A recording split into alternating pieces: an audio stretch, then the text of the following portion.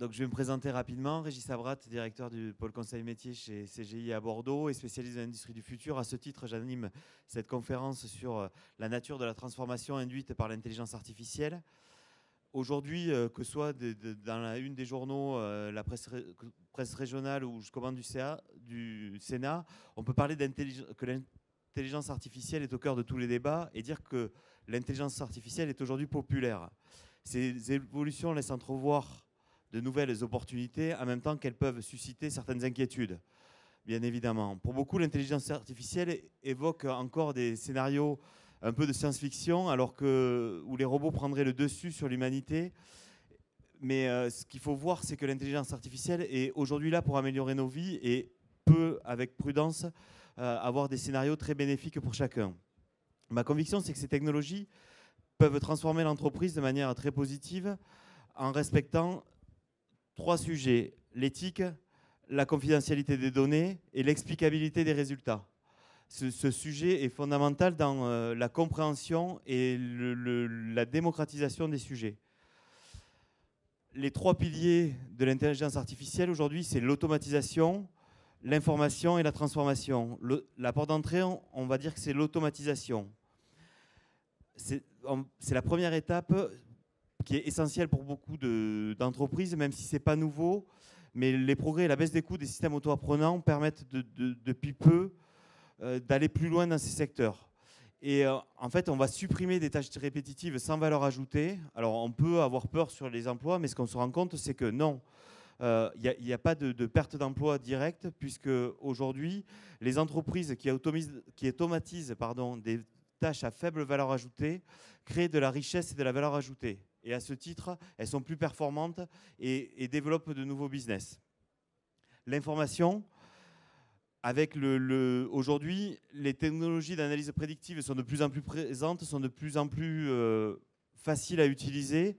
Et de fait, que ce soit dirigeant, manager ou opérationnel, on a besoin aujourd'hui d'outils d'aide à la décision pour être capable de justifier ou de prendre une décision avec les bons arguments. La transformation, dernière étape de ce processus qui va replacer l'humain au cœur du sujet. Et on va réfléchir à comment engager les collaborateurs en passant par la répartition des compétences et les profils au sein de l'organisation. L'appropriation de l'intelligence artificielle est un processus long, complexe, sur lequel il faut être accompagné, il faut penser l'accompagnement. Mais face à des concurrents dits intelligence native, l'entreprise ainsi augmentée aura toutes les chances de réussir. Et en tant que spécialiste de l'industrie du futur aujourd'hui, j'échange souvent avec des clients sur le parallèle entre l'émergence de l'intelligence artificielle dans les usines aujourd'hui et la robotisation qu'ils ont connue il y a quelques décennies. J'étais encore à l'école sûrement, peut-être un peu moins. Et l'appréhension du maintien de l'emploi qu'il y avait à cette époque-là, où finalement l'emploi est toujours là, mais est transformé sur d'autres tâches. Et on a les mêmes sujets qui se passent avec l'intelligence artificielle, d'où ce parallèle. À ce titre, Pascal de Beauvoir, Jacques Froissart et Aurélien Debrenne vont m'accompagner sur cette conférence. Je vais leur donner la parole. On va commencer par Pascal de Beauvoir, qui va, en tant que coordinateur de l'innovation pour la Banque Postale, va nous expliquer un petit peu sa position sur le sujet de la transformation induite par l'intelligence artificielle. Pascal. Bonjour. Alors la Banque Postale, banque et citoyenne, qui met forcément l'humain au cœur de ses préoccupations. Et donc l'IA, on le vit comment chez nous? On le vit d'abord dans l'idée qu'on doit se l'approprier en interne. J'ai entendu des conférences ce matin qui m'ont fait très plaisir. L'IA tombe pas du ciel, elle nous arrive pas par nos sous-traitants, par nos startups. Elle ne nous arrive pas comme ça toute faite, mais on a besoin de l'acculturer et de l'acculturer en interne. Vendredi dernier, j'avais encore 3 ateliers d'acculturation où on explique à nos personnels, à des gens qui programment du COBOL, comment est-ce qu'on fait, comment est-ce qu'on découvre un réseau de neurones, comment est-ce qu'on fait du machine learning, qu'est-ce que ça fait, surtout tout ce que ça ne fait pas, et pourquoi est-ce qu'ils ne doivent pas en avoir peur. C'est vraiment une préoccupation essentielle pour nous, acculturer notre personnel, leur faire comprendre comment ça marche et qu'est-ce qu'on peut en faire. Parce que bien sûr, ce sont des outils, je l'ai entendu ce matin aussi, ce sont des outils, mais ce sont aussi des réflexes. Et donc, on ne n'acculture pas que des informaticiens, que des techniciens, mais on acculture également des métiers à avoir des réflexes et à se poser la question, et si l'IA pouvait m'intéresser, pouvait me rendre service dans telle ou telle fonction. Donc ça, c'est le premier objectif, c'est l'acculturation du personnel. Ça nous a été conforté par des consultants externes, par le Gartner, par le Hub Francia dont on fait partie, et qui sont venus dans notre COMEX nous dire justement qu'il fallait vraiment prendre conscience que l'IA doit être comprise par le personnel. Le deuxième point, c'est que l'IA, on ne le fait pas tout seul non plus. On l'a bien sûr en open source, on l'a un peu partout, on va le chercher, mais on le traite avec des sociétés à côté de nous, avec des universitaires, avec des startups, avec d'autres banques. On fait partie du Hub Francia, donc on travaille avec la Société Générale par exemple. Et donc il y a des mises en commun et je pense que cette partie-là est très importante. Donc l'IA aujourd'hui, c'est une réalité. On n'est pas les champions du monde, on n'est pas les plus en avance. On le découvre tous les jours, mais le fait d'en parler régulièrement, de dire on a trouvé tel cas d'usage, on a réussi à faire telle classification avec nos outils, avec nos moyens et avec ce que nous montrent les autres, eh bien on arrive à faire progresser cette idée au quotidien. Donc on cherche à travailler sur du traitement du langage naturel, sur toute la problématique de la labellisation de tous les jeux d'essai, sur la problématique du langage français. On a besoin de datasets labellisés en français et aujourd'hui on est tout seul. Chacun est tout seul dans son coin. Il va falloir que vraiment on arrive à fédérer les initiatives pour qu'on puisse avoir des enregistrements labellisés et qu'on puisse progresser ensemble. Voilà l'utilisation de l'IA que l'on a à la Banque Postale et en tout cas ici à Gradignan, mais également dans nos autres centres sur la France. D'accord. Peut-être que tu peux évoquer aussi ce travail collaboratif ou ces interventions dans les différents hubs que tu peux avoir et comment les réflexions transverses que vous pouvez avoir sur le secteur bancaire ou finalement l'émergence de nouveaux concurrents vous amène à des alliances ou des réflexions communes. Alors il y a des réflexions en effet à travers le Hub Francia ou d'autres participations. On est également dans des groupes de partage de techniques. Là, on est entre techniciens où on se dit la vérité, où on se raconte réellement qu'est-ce qu'on a réussi à faire et pas, et pourquoi. Donc dans le Hub Francia, on a différents groupes. On a notamment un groupe éthique qui est très important. On en a parlé également ce matin. Au sein de la Poste, là, donc on dépasse encore la Banque Postale, on va encore plus large. Au sein de la Poste, on avait une charte data pour le big data qui demandait à respecter le citoyen, le client de la Poste. On est en train de construire la même chose par rapport à l'IA. Avec cette réflexion, est-ce qu'il faut faire un serment d'Hippocrate 2.0 sur le data scientist, sur qu'est-ce que j'ai le droit de faire avec l'intelligence artificielle? Ce sont des travaux qui sont devant nous en interne, mais également dans le Hub Francia, par exemple. En préparant cette conférence, on a évoqué le passage du geek à la prise en main des métiers. Tu parles d'évangélisation un petit peu de l'innovation. Est-ce que tu peux nous expliquer un peu ces travaux menés ? Mais le but, c'est de ne pas s'adresser qu'aux geeks. De toute façon, les geeks, ils auraient réussi tout seuls à aller chercher leurs expériences et à faire leurs prototypes. Le but, c'est bien d'expliquer à l'ensemble du personnel de comment ça marche et qu'est-ce que l'on peut faire. On est dans cette démarche d'innovation où on a choisi de ne pas créer de structure d'innovation. On a une cellule d'animation d'innovation. L'innovation appartient à tous. Notre DSI nous a donné comme mot d'ordre, l'innovation appartient à tous, elle doit émerger de tous les endroits. On doit l'accompagner, ça c'est mon rôle, d'accompagner l'émergence des idées, de les aider à construire, de les aider à s'exprimer, voilà, à construire, mais en aucun cas on ne confisque l'innovation. On a vu à trop d'endroits des gens réagir en disant bah, l'innovation, oui, elle se trouve là-bas, donc forcément elle n'est pas pour moi. Voilà, donc nous on a choisi d'animer l'innovation. Par rapport à ça, en termes de stratégie autour de l'intelligence artificielle, vous faites accompagner l'émergence des startups. Quelle réflexion vous menez? Comment vous menez vos travaux aujourd'hui? Alors oui, on ne fait pas de l'intelligence artificielle tout seul, on a besoin d'être accompagné, on va chercher des startups sur des sujets très pointus. On est en ce moment en train de regarder des questions, comme toutes les banques, hein, parce que là, il n'y a vraiment aucun secret et en tout cas rien de nouveau sous le soleil. On est en train d'essayer de faire du machine reading, c'est-à-dire d'aller chercher la capacité de poser en langage naturel des questions sur des corpus documentaires. Ça, c'est un besoin très important, mais qui est vrai dans toutes les entreprises. On a forcément des intranets bourrés de documents et on a beaucoup de mal à aller chercher l'information au bon endroit. Donc là, on travaille, on fait des expériences voilà, avec des startups. Mais on cherche également à construire nos raisonnements, à construire nos dictionnaires internes, parce qu'il y a ça aussi. On voit trop souvent que quand on se fait accompagner ou quand on lance un projet d'IA à l'extérieur, le petit bout d'IA, en fait, ça n'est qu'un tout petit morceau du projet informatique.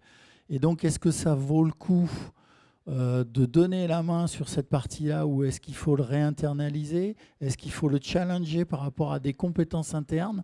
Bref, c'est toute la stratégie du make or buy par rapport à l'IA aujourd'hui qui est posée. Voilà, on a différentes façons d'y arriver et on est accompagné, mais également par des universitaires. J'ai des stagiaires et des alternants et de tous bords, parce que je pense que c'est important, cette mixité, d'avoir différents regards sur ce que l'on peut faire en interne. On parle, tu évoques le fait qu'il n'y a pas de contraintes technologiques quelque part aujourd'hui, puisque c'est comme Thibaut, la technologie. Effectivement, il y a des sujets, mais on peut parler aussi de l'émergence d'une concurrence nouvelle avec les GAFAM. Comment vous positionnez les banques aujourd'hui par rapport à ça? Ben, aujourd'hui, les GAFA ont quand même l'avantage certain, je pense à Google par exemple, de nous fournir des open source. La communauté IA est quand même très active.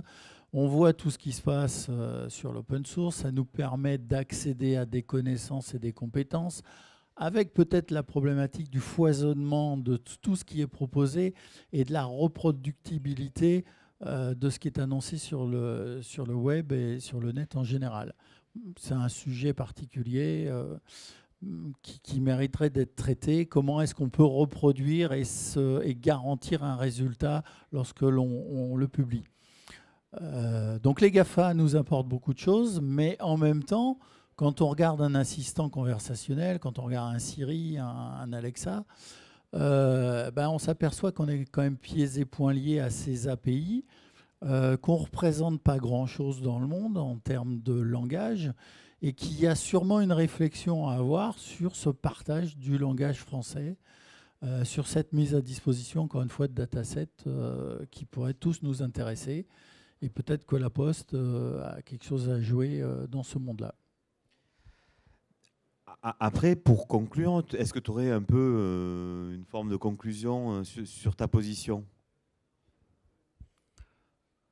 Moi, mon objectif majeur, enfin mon idée, c'est vraiment qu'il faut démythifier l'IA, mais ça a été dit ce matin, qu'il faut se l'approprier, faire comprendre tout ce que ça ne fait pas, et puis ça vient du terrain. Enfin, c'est quelque chose que l'on doit comprendre et maîtriser, sans pour autant le réaliser. Enfin, moi, je ne suis pas en concurrence avec des gens qui font plein de belles choses. Par contre, je veux comprendre ce qui se passe pour mieux les choisir. D'accord. Comprendre, maîtriser, on est pleinement dans l'explicabilité des résultats sur l'IA. Je vais maintenant donner la parole à Jacques qui va se présenter et nous parler un petit peu des enjeux autour du RH sur ce sujet. Bonjour, donc je suis Jacques Froissant, je suis le fondateur d'une société de conseil qui s'appelle Altaïd, qui est spécialisée dans le recrutement et l'accompagnement RH à la fois des startups et à la fois des entreprises en transformation digitale. On est basé à Paris, à Bordeaux. Je suis bordelais, mais j'ai commencé par Paris avant de revenir à Bordeaux. Aujourd'hui, on accompagne beaucoup sur les sujets de la data, de l'intelligence artificielle, à la fois des startups et des entreprises.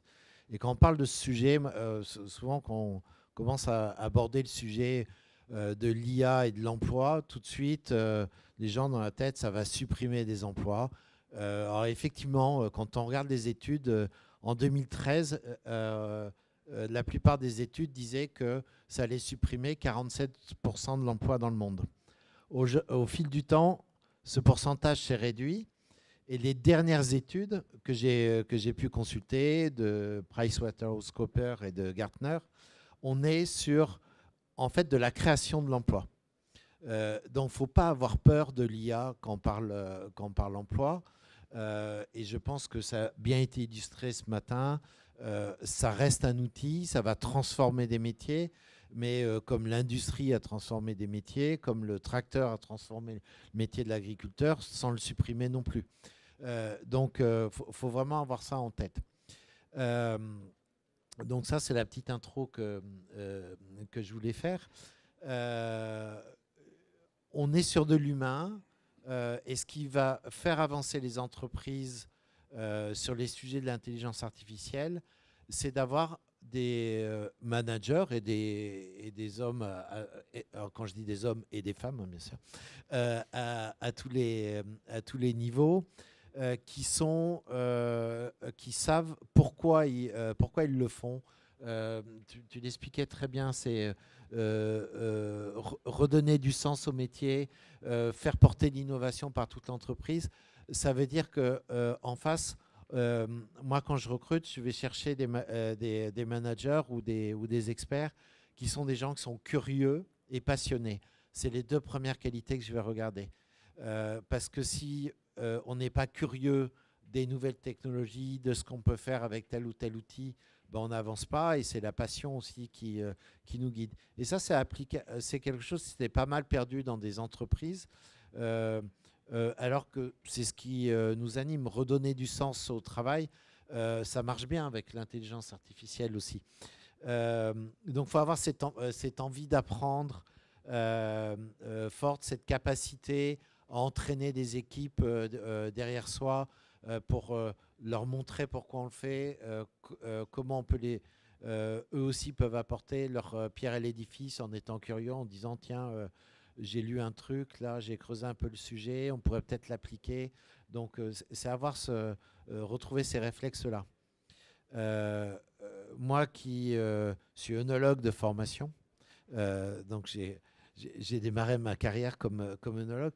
Le métier d'œnologue, le monde du vin de manière générale, c'est un métier de curieux et de passionné. Mais on va c'est retrouver ça dans les entreprises aussi. Et c'est les choses que je cherche, moi, quand je recrute des gens autour de l'intelligence artificielle, pourtant qui peuvent être des ingénieurs, des doctorants en mathématiques appliquées, en statistiques hyper pointus, mais cette caractéristique de la passion, de la curiosité qui les anime, elle est très forte. Tu évoques beaucoup ce côté passionné. C'est quelque chose qui est nouveau et qui est clairement lié à l'intelligence artificielle pour toi, ou c'est générationnel? Non, je pense que c'est... moi, quand je pense... c'est quelque chose qu'on a perdu, moi, je dirais.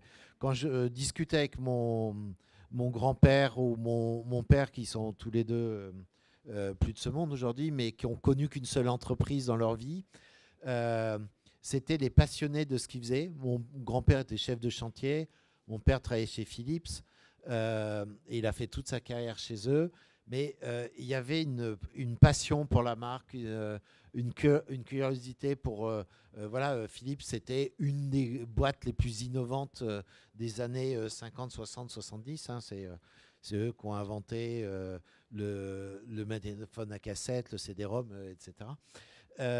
Et moi, j'ai l'impression que dans plein d'entreprises, on a perdu aussi ça, et se reposer des questions à la lumière de la transformation digitale, à la lumière de la révolution que va apporter l'intelligence artificielle. Ça nous oblige à nous reposer des questions sur le sens. On a parlé d'éthique aussi.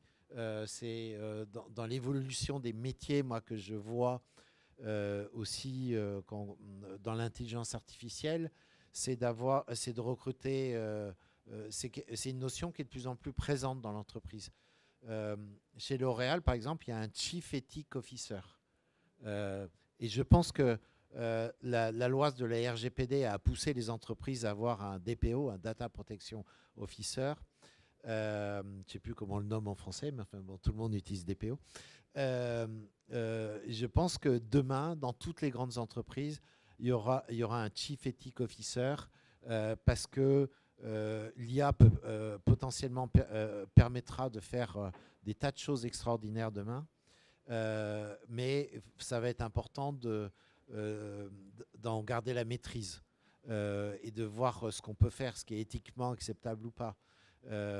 Est-ce que c'est éthique de faire de la reconnaissance faciale de mes clients qui rentrent dans un magasin pour que mes vendeurs soient alertés sur leur smartphone en disant tiens, il y a Régis Sabrat qui rentre, la dernière fois il a acheté un vélo, essayez de lui vendre un casque de vélo ou des gants pour faire du vélo ou autre chose, quoi. Voilà, est-ce que c'est dans le domaine de l'éthique, voilà, quelle barrière je vais me donner. Je prends un exemple très basique, mais on peut aller dans d'autres sujets comme ça. Après, on évoquait en préambule de cette conférence le sujet de la Chine et de l'IA et des budgets investis. Aujourd'hui, peut-être que je vais te redonner la parole sur ceci. Ouais. Avant de venir ce matin, dans ma voiture, j'ai écouté Europe 1 et il parlait d'intelligence artificielle et de la puissance des Chinois.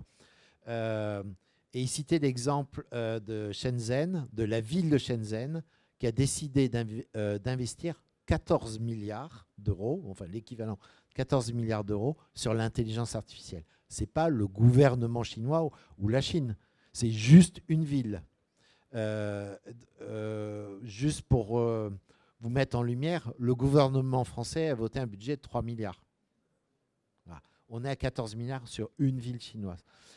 Donc le risque qu'on a à ne pas se plonger aussi dans les entreprises, à utiliser l'intelligence artificielle, à maîtriser ces outils, c'est d'avoir demain d'être dominé par des intelligences artificielles conçues par des Chinois, calibrées sur la population chinoise et qui deviendra le standard et qui ne sera pas forcément...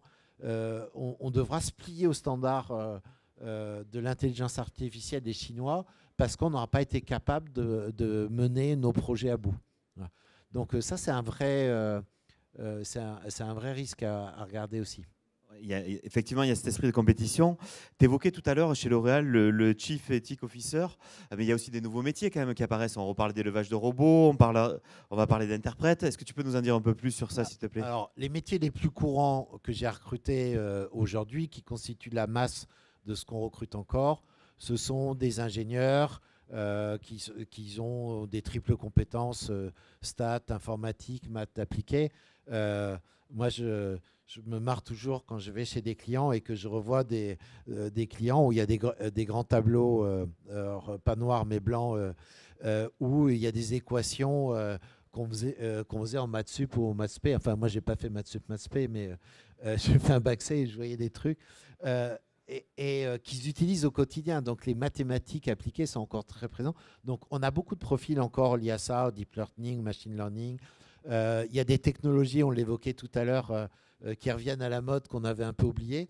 Il y a 10 ans, si vous demandiez à des directeurs techniques dans des startups si Java et Python, c'était des langages d'avenir, on vous aurait répondu non, pas du tout, alors que c'est revenu, mais hyper en force. C'est quasiment ce qu'on nous demande le plus aujourd'hui. Il y a 5 ans, on recrutait des développeurs PHP à tour de bras et aujourd'hui, on nous demande que des Java Python. Donc, ça revient en force. Donc, il y a ces métiers-là. Il y a les métiers qui sont liés à la data analyse, à l'application de l'IA, où là, on a des profils qui sont beaucoup plus variés, qui ne sont pas forcément ingénieurs, où la caractéristique, c'est d'avoir des gens qui aiment les chiffres. Mais je dirais, on cherche... chez un data analyst, je me faisais la réflexion, c'est en gros, je cherche les mêmes qualités que je cherchais chez un contrôleur de gestion il y a 30 ans. Voilà. Finalement, c'est le goût des chiffres, cette capacité à s'y plonger, à faire de l'abstract, avoir la vision business ou marketing aussi en même temps. Puis effectivement, je n'ai pas encore cherché d'éleveur de robots, mais je pense que ça ne va pas tarder. Des gens sensibles à l'éthique, c'est souvent aujourd'hui un peu confondu avec le DPO, puisque les DPO sont majoritairement des juristes dans les entreprises pour lesquelles j'ai recruté ou ceux que je connais. Mais donc, ils débordent un peu, aussi, ils posent des cadres aussi un peu sur ces sujets-là. Et puis après, il y a des métiers qu'on n'a pas encore inventés, qu'on verra venir.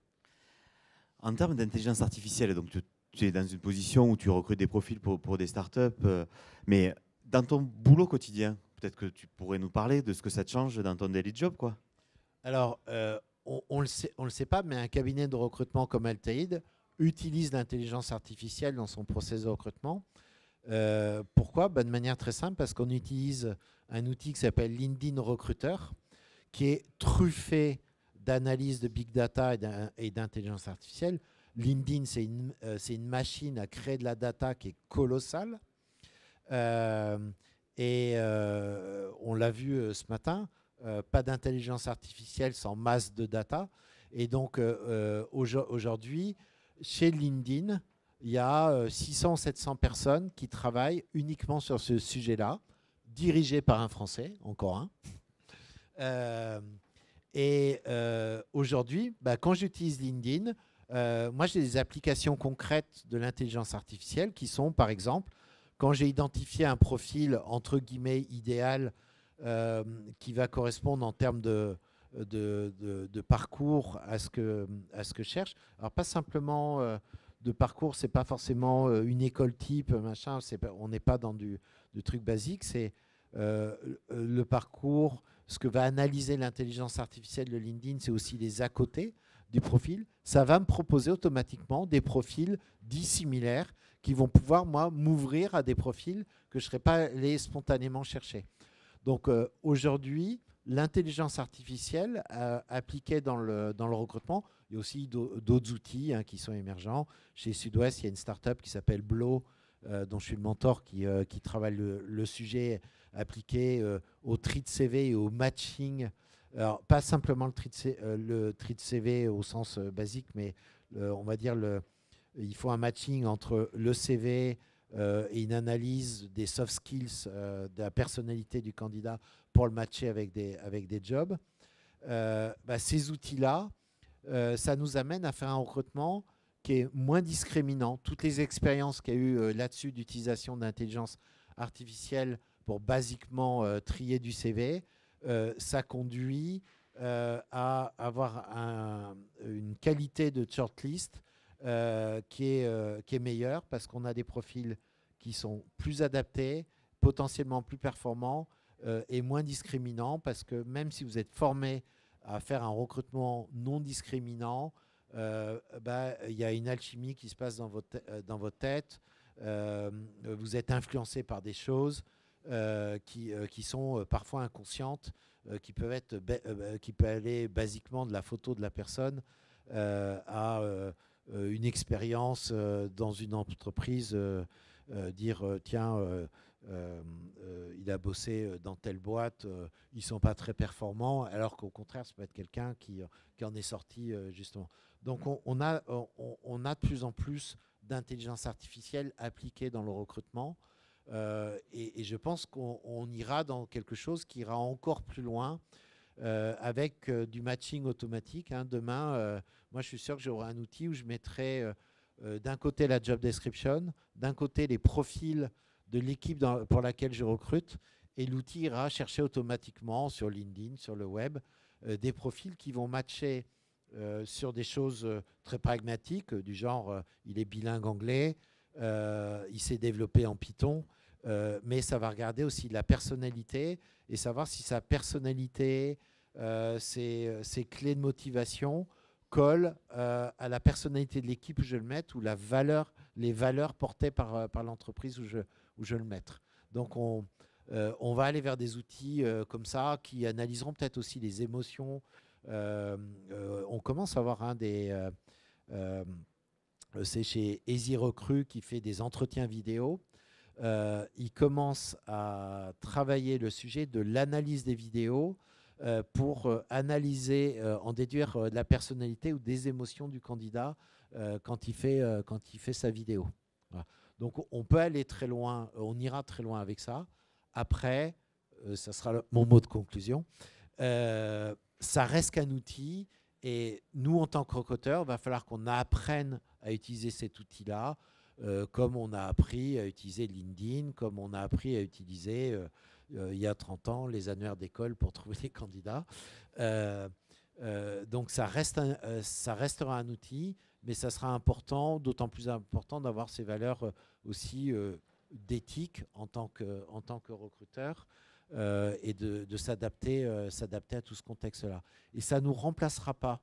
Moi, je suis convaincu que l'intelligence artificielle ne remplacera pas les recruteurs, mais va nous permettre de consacrer plus de temps à des candidats qui vont être mieux sélectionnés en amont. Et donc, on sera plus dans la séduction, entre guillemets, parce que faut pastorer un candidat, il faut lui donner envie de venir dans une entreprise. Et cette alchimie-là, finale, elle est encore loin d'être transformée en intelligence artificielle. Mon ami Alain Manoukian, le musicien, disait à une conférence où j'étais il y a un peu plus d'un mois, le jour où une intelligence artificielle aura connu une déception amoureuse, ça sera vraiment une intelligence artificielle. On en est très loin. Pour conclure un peu tes propos dans ce que tu dis, je pense à Philippe de Sertine récemment dans une interview qui pestait contre l'orientation quasi systématique aujourd'hui des jeunes en école de commerce et au lieu de dire mais en France en fait on est capable d'avoir des très bons ingénieurs, on est très bon là-dessus, donc formons à nouveau des ingénieurs et gardons-les en France au lieu de les laisser partir. Tu parlais du leader technique de chez LinkedIn mais qui finalement n'est pas resté en France et tous ces profils avec cette fuite des talents et des ingénieurs en fait. Il y a quelques années, il y avait une joke qui circulait dans la Silicon Valley, c'est que tu n'étais pas une vraie start-up si ton CTO n'était pas français. Pour mémoire, le CTO, le cofondateur technique de LinkedIn est français. Le premier patron marketing était français et le patron actuel de la data et de l'intelligence artificielle est français. Voilà. Et vous pouvez prendre des tas de startups comme ça. Chez Facebook, le patron de l'IA est français, etc., etc.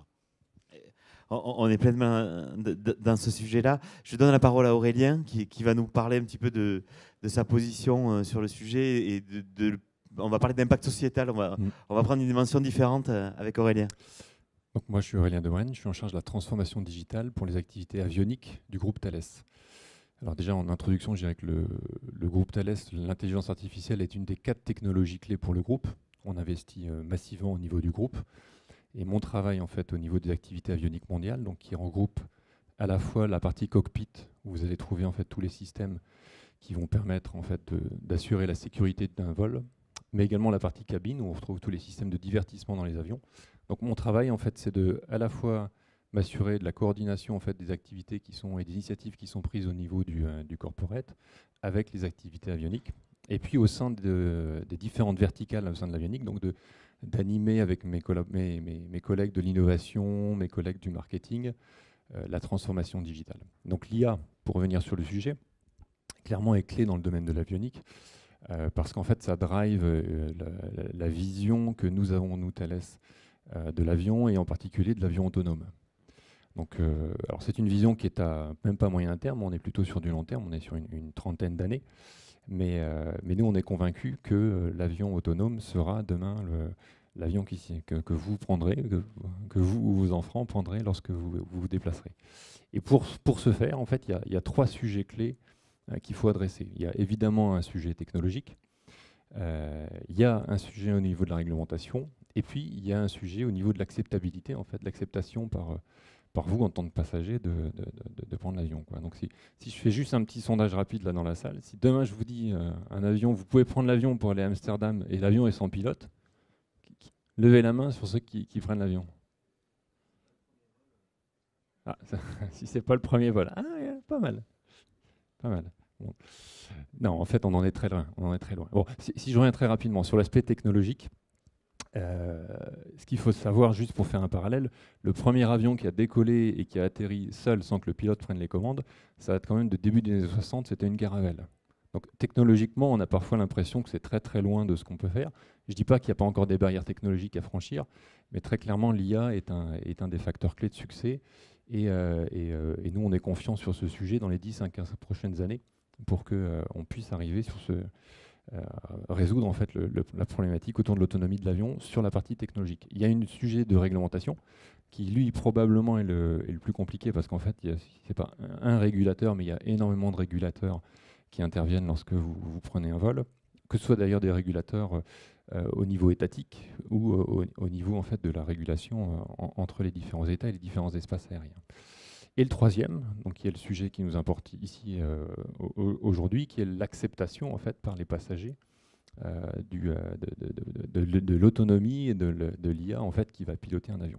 Alors, sur cet axe-là, en fait, il y a plusieurs choses qu'il faut comprendre. La première, c'est que aujourd'hui, la sécurité d'un vol est assurée par la redondance en fait, des systèmes au sein de l'avion. C'est pour ça que vous avez un pilote et un copilote, et tous les systèmes sont doublés. Donc déjà, le fait de savoir si pour passer d'un système comme ça à un avion autonome, on va passer par une première étape qui sera soit j'enlève un copilote, je le mets au sol, soit je fais directement un avion autonome avec un pilote à bord qui reprend la main, c'est déjà clé, parce que c'est la première étape qu'il va falloir qu'on passe. Et l'acceptation et la compréhension qu'en tant que passager, vous avez de dire dans mon avion, j'ai un pilote, et j'en ai plus qu'un, ou j'en ai zéro, et j'ai un backup de l'intelligence artificielle qui pilote l'avion, c'est déjà un facteur très important à analyser. Et ça va être piloté également par les régulations, parce que c'est la régulation, les régulateurs et les airframers, donc Airbus, Gulfstream, Boeing, qui ont la main sur le sujet. Et nous, on est plus dans la résolution avec les systèmes qu'on développera. Donc, première chose. Après, je t'interromps, excuse-moi, ouais. mais il y a quand même, t'as pas une crainte que les médias un peu transposent trop les sujets quand on voit finalement le nombre d'accidents de voiture quotidiens et le buzz que fait les 2 accidents de la voiture autonome? Alors, j'allais y venir en fait, parce que effectivement, ce qui va nous permettre de progresser, parce qu'on ne sait pas en fait quel chemin on va prendre pour rendre l'avion autonome, ce qui va nous permettre de progresser, c'est différents aspects. D'abord, le domaine du véhicule, effectivement, parce que on voit en fait l'avance qu'a les véhicules autonomes qui commencent à arriver et qui seront très clairement, qui circuleront dans les moins de 5 ans partout. C'est pour nous en fait un champ d'expérimentation qui est assez extraordinaire et qu'on scrute évidemment. Après, si on regarde formellement le nombre d'accidents que vous avez, c'est toujours les premiers accidents qui arrivent qui sont mis en lumière. Mais si vous reprenez le début de l'aéronautique, dans les années 20, 30, 40, vous ne pouvez pas imaginer le nombre de morts qu'il y a eu, qui a amené en fait cette régulation, qui a amené en fait cette safety, qui fait que maintenant c'est le moyen de transport le plus sûr au monde. Donc c'est un cycle, c'est un éternel recommencement. On est là dans ce stade où effectivement l'autonomie, en particulier sur les véhicules, les voitures, est excessivement scrutée.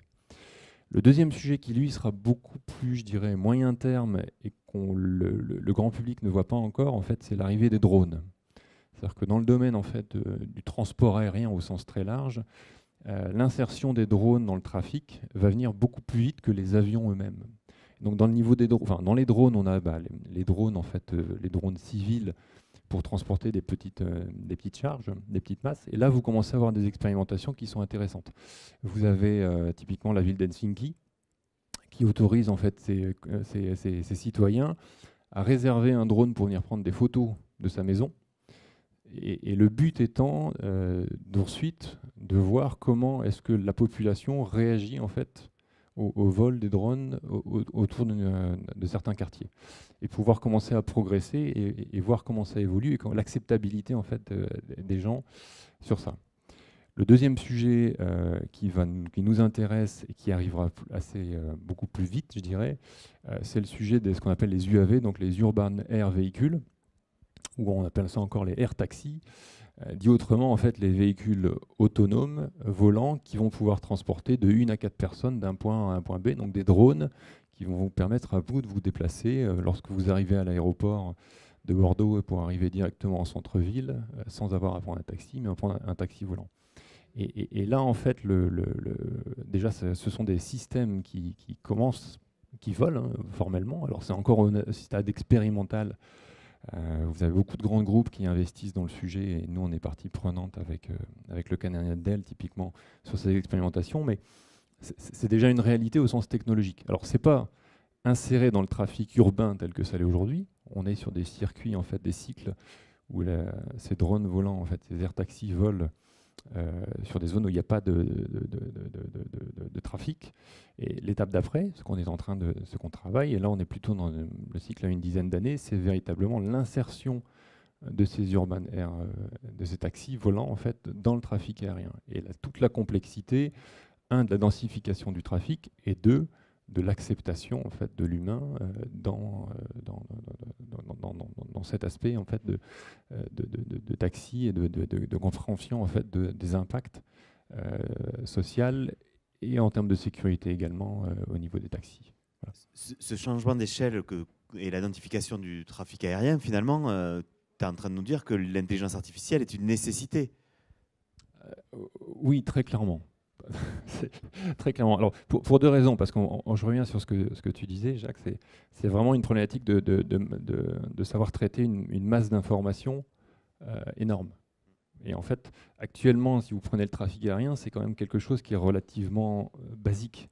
On fait également dans le groupe Thales en fait, des systèmes de signalisation et de gestion en fait, du trafic des métros.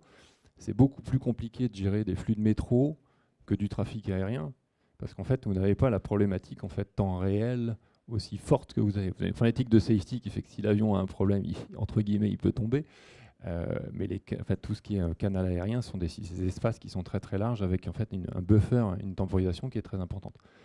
Alors qu'au niveau du transport terrestre, vous n'avez pas dans les temps. Donc, lorsqu'on va densifier l'espace aérien et qu'on va multiplier en fait, la problématique, la massification des informations associées fait que l'intelligence artificielle, le machine learning est clé en fait, et la technologie clé qui va nous permettre d'adresser le sujet en vue en fait, de décharger le pilote dans une première étape en fait, de la complexité qu'il va avoir pour vraiment que lui se focalise sur le vol et la sécurité du vol et traiter en fait, tous les signaux et les informations qui ne sont pas directement liées à la sécurité du vol, par ailleurs par une intelligence artificielle.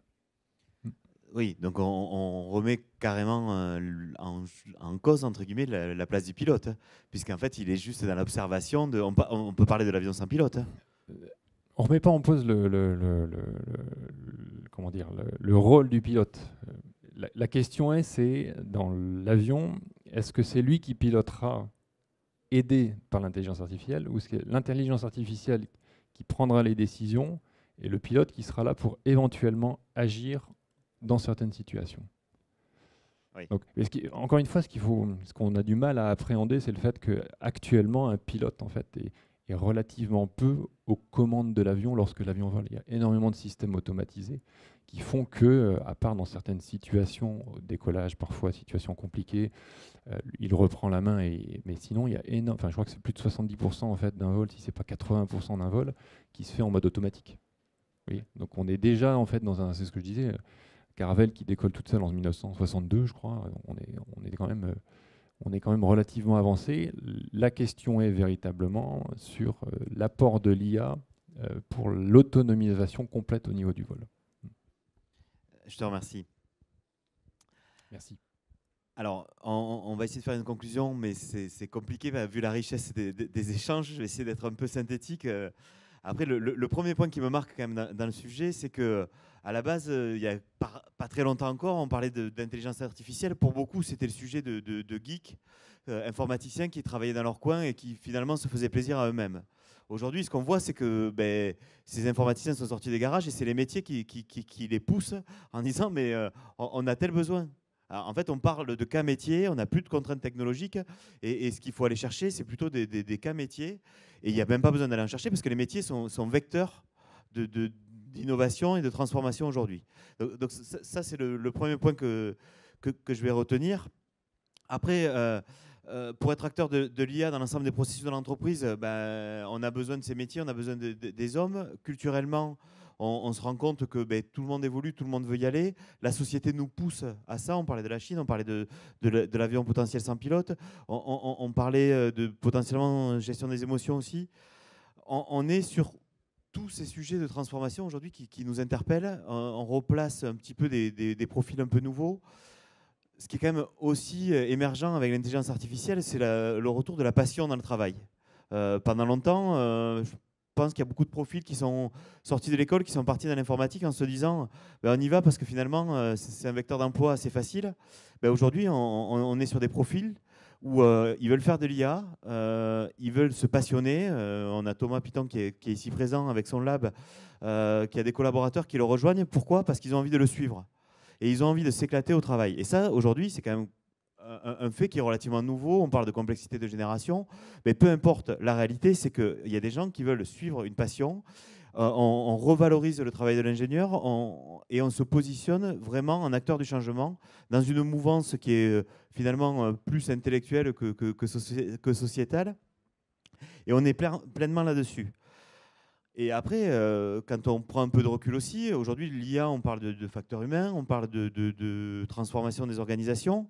Aurélien, quand il nous parle de l'avion sans pilote, finalement, depuis 1962, il n'y a pas eu grand-chose qui s'est passé dans l'aéronautique, mais l'impact sociétal, on va le prendre, et on va le prendre en direct.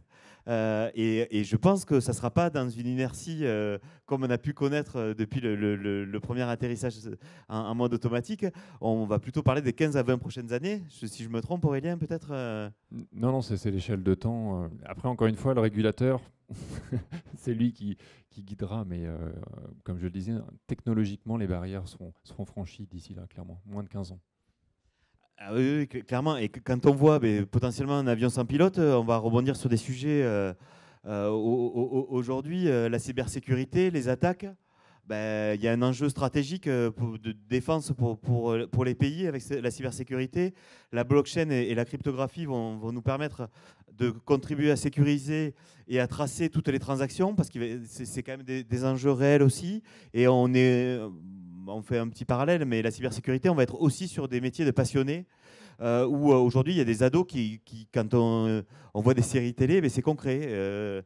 La cybersécurité, c'est un enjeu. L'intelligence artificielle, c'est le contre-pouvoir. On parle là-dessus. Aujourd'hui, on a même des projets, Thomas qui est dans la salle, où ils vont capter le regard dans une agence pour des assurances. Ils vont capter le regard des clients dans l'attente pour voir les publicités qu'ils vont regarder en termes d'affiches. Et on est en train de réfléchir à comment corréler cette analyse de regard avec ce qu'a acheté le client en sortie. Donc c'est réellement un enjeu aujourd'hui, cette gestion des émotions, cette gestion des regards, cette analyse de posture et cette analyse au plus profond du client. Pascal, comment vous gérez ça aujourd'hui, vous peut-être ? Alors pour l'instant, on ne gère pas encore, mais c'est un sujet très intéressant. Il y a beaucoup d'études aujourd'hui qui disent que d'ici 3, 4, 5 ans, 70% de nos interactions avec nos fournisseurs classiques se passeront à travers des agents conversationnels. Donc on aura des agents personnels qui eux-mêmes discuteront avec d'autres agents, qui discuteront avec nos fournisseurs, notre banque, notre assurance, par exemple, mais pas que. Donc ce sujet-là est un sujet majeur. Alors tu évoquais le problème de la détection, de la manifestation des sentiments. Laurence de Villers, qui viendra tout à l'heure ce soir, est spécialiste du sujet, donc je la laisserai parler sur le sujet parce qu'elle adore ça. Il faut faire très attention à ce qu'on raconte sur le sujet. La question qui est derrière, c'est qu'est-ce que l'on veut chercher à capter, quelle est la valeur que l'on veut adresser. Aujourd'hui, il y a un sujet qui est majeur, c'est l'empathie. L'empathie, c'est sûrement la valeur du vivant qui fait qu'on est très différent par rapport à ce qu'on va pouvoir construire dans nos machines. Arriver à toucher du doigt cette empathie et à l'introduire dans nos agents virtuels, dans nos agents conversationnels, c'est vraiment un enjeu majeur. C'est ça qui se joue aujourd'hui. C'est très compliqué. d'accord, mais c'est vraiment vers ça qu'il faut aller. C'est avoir des... Aujourd'hui, votre Siri, votre Google ou que sais-je, l'assistant vocal que vous avez choisi, commence à répondre, d'accord, mais il répond de manière très automatique. Il n'est pas encore acceptable. On a beaucoup de mal. On a fait une maquette à côté.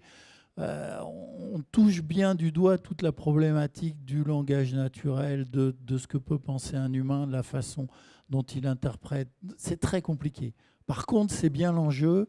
Et si on ne veut pas se faire désintermédier demain par des acteurs comme les GAFA, il faut vraiment qu'on arrive à monter sur ce domaine-là. Donc c'est un sujet très important, à arriver à construire ces agents avec qui demain on va collaborer de plus en plus. Et puis juste pour finir, parce que pour moi l'IA, elle a une caractéristique majeure, c'est qu'elle est vraiment, elle est vraiment très ciblée sur la personne. Elle nous permet de connaître et de comprendre les gens individuellement et nos besoins. Et ça, c'est vraiment quelque chose de très différent. Voilà, en termes de conclusion, moi, c'est vraiment ce que je retiens comme valeur de l'IA, c'est le fait d'être capable d'apporter le bon service individuellement à une personne. C'est important ce sujet où on humanise finalement les rapports avec l'IA en fait. Et je trouve qu'en termes de conclusion, on ne pouvait pas mieux conclure. Je te remercie Pascal. Et je vous remercie aussi pour votre assistance. Merci.